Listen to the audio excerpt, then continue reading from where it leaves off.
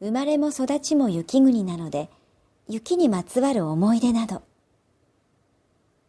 日本、そして世界有数の豪雪地帯なので、冬になると積もった雪で電線をまたげた。ブルドーザーが道を作ると、自分の身長の3倍くらいの高さの雪の壁ができた。その壁に穴を開けて、玄関までトンネルを掘ったりした。2階から出入りする家もあった。雪は子供にとって遊びの宝庫だった。ウルトラマン、受話器と叫びながら、2階の屋根から雪の小山になった庭へ飛び込み前転をして遊んだ。保育所の庭にモグラの通り道のような雪のトンネルの迷路を掘ったつわものもいた。何かあればすぐ雪合戦になった。金コロも作った。踏みつけて固くした雪面に雪玉を靴底で転がし、金コロという漢字に固くしたもの。これを雪合戦に使ったら死ぬかもしれないので、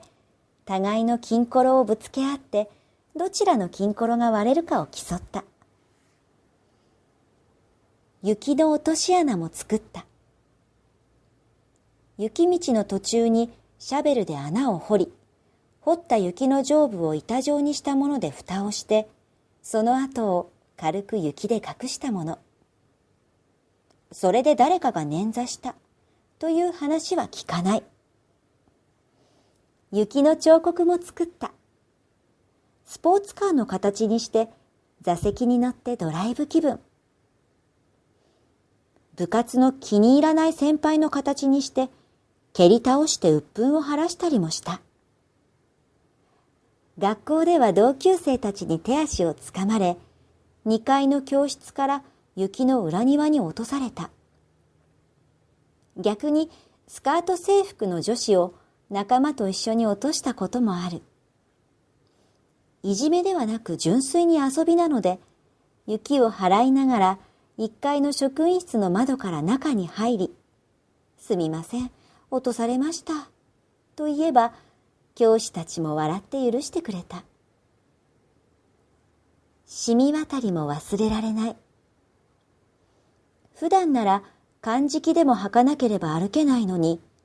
日中の暖かさで溶けかかった雪面が夜間の放射冷却で凍り、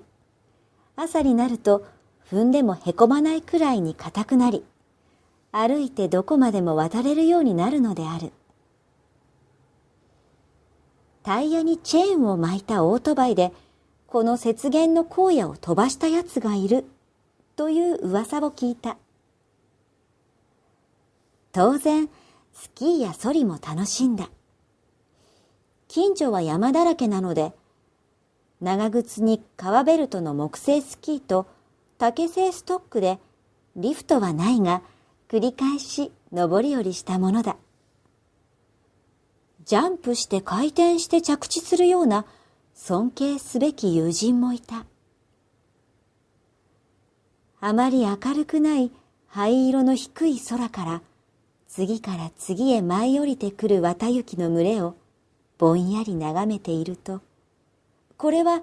天から大地に雪が降りてくるのではなく、雪に覆われた大地が天に向かってゆっくり登っているところなのだ、という錯覚に襲われたりする。身長ほどのつらら、道なき道の登校、スキーの授業、雪下ろしのアルバイト。あれこれ思い出せばきりがない。まるで夢のような世界だったと今さら気づく。地球温暖化のためか、上京した頃から雪が少なくなった。正月に帰省しても、屋根の雪下ろしや家の前の雪かきなど、ほとんど手伝う必要がないくらい。ところがここ数年、中越地震の後くらいからまた大雪の豪雪地帯に戻ってしまった。